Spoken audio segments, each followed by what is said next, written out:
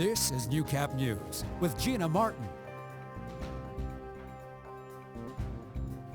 Good evening and thank you for joining us. The City of Lloydminster looking to hear from residents about how to move forward with a new funding strategy. The city is inviting residents to share their thoughts with the mayor, council and administration on a funding strategy for Lloydminster's stormwater system.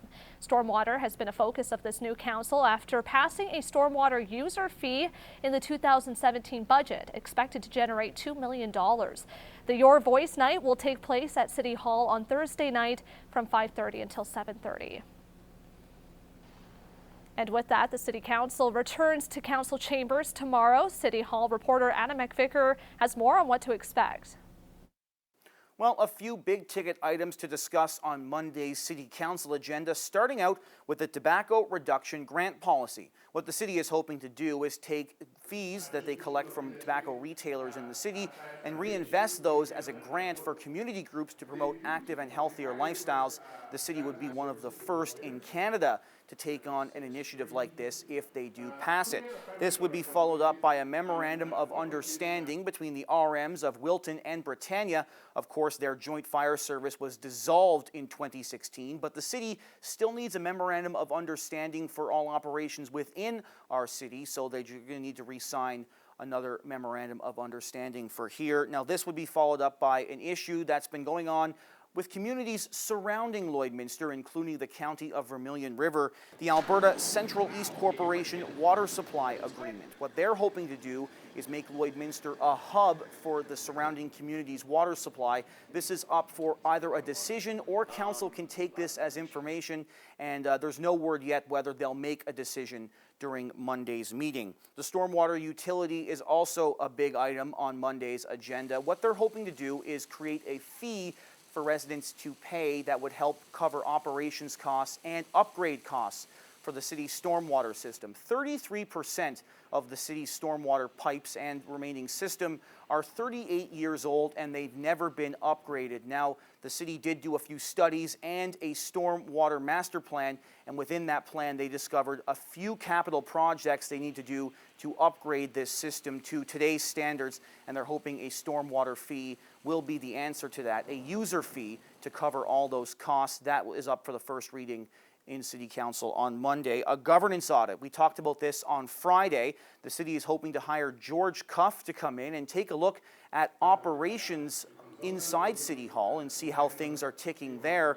That would cost about $70,000, a $60,000 fee plus $10,000 for expenses. But administration says they're feeling more like a core review. A core review is a bit more extensive. It requires multiple interviews with many members of the senior staff, council, and the mayor. This would cost between $100,000 and $200,000, so a decision needs to be made there during Monday's meeting as well. There are a few RFPs for engineering on the agenda, as well as some fee increases for city-owned facilities like the arenas. That was discussed in the budget, so they're hoping to make a decision on that during Monday's meeting as well. But of course, we're going to have all of this throughout the week on Newcap News. Back to you. Participants in Lloydminster's coldest night of the year were treated to some milder weather Saturday night as they hit the streets of downtown. About 80 people registered for the event as the Lloydminster Social Action Coalition Society aimed to raise $20,000. If you were driving or walking along Highway 17, odds are you saw this group of yellow toques on Saturday evening. Since 2012, Lloydminster has been participating in the event, which takes place across the country from coast to coast to coast. The money goes straight into our operations. For every dollar raised, 80 cents goes straight into the Lloydminster Men's Shelter, meeting our budget, paying our staff, and handing out meals and providing shelter for those who need it. We've actually participated as a men's group for 5 years, so we were one of the first groups that were involved back when the Lloydminster joined the National Walk. But the walk is so much more than just raising money for the men's shelter, but breaking the stigma around homelessness. There are people in Lloydminster who do not have anywhere to go, and not only does it need to be pointed out that people have nowhere to go, it does cost money to provide for them. Sometimes we think with our first world problems that we don't have that issue, but we do. And so it's important to raise that visibility and awareness that we have a men's shelter in town here and help those fellas out. The route went along Main Street, up and down Highway 17 between 50th Street and Highway 16. Jones says they hope to raise $20,000, which would cover a budgeted shortfall that they have every year with their funding system. This is Newcap Sports. Saturday was the final day of the ACAC Women's Volleyball Championships. Entering the tournament, the Lakeland Rustlers title was host team. But as Lance Phillips explains, the women added another title, and it wasn't finalist. If you look at the northwest wall of the Lakeland gym, you'll notice many championship banners, and the college will add another after an electrifying 4-set win over North rival Grand Prairie to claim gold at the ACAC Women's Volleyball Conference Championship. Yeah, I don't even know what to say. You know, with our core group of players, we've been talking about once they get to their 4th and 5th year that this is what was going to happen, and it's happening a year earlier than we thought. And yeah, just the way that we played this weekend was just unbelievable. We've been playing well this year, but we really gelled this weekend. And I said after the first night, I was like, I've been waiting all my life to play that game. Like, honestly, it was awesome. I mean, we come into the gym, we train, and we look up at those banners every day. And everyone who comes in our gym, they look up there, they see those banners. And for us to put one on the wall is a blessing. And we're so proud that we were able to do that for our college and for our city. Oh, this is huge. This is a long time coming for this team. Austin's done an incredible job of building a program. It's our first league banner ever in Lakeland's history. Choices. We make thousands of them every day, and the choices we make can impact our lives or the lives of others either positively or negatively.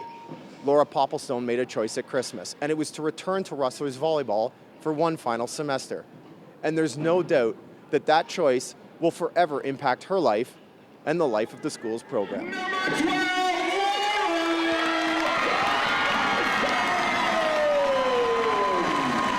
Oh, I'm so happy I decided to come back. I would have been happy if I wouldn't have been satisfied if we lost first round, but just playing with these girls one last time, that's what I came back for. And this is just icing on the cake. To get a trip to nationals, to win this tournament, I mean, I'm honored to get tournament MVP, but that's not me, that's my team. They got us to the final. Laura's in her 5th year. This is 5 years of work for her to get that up there.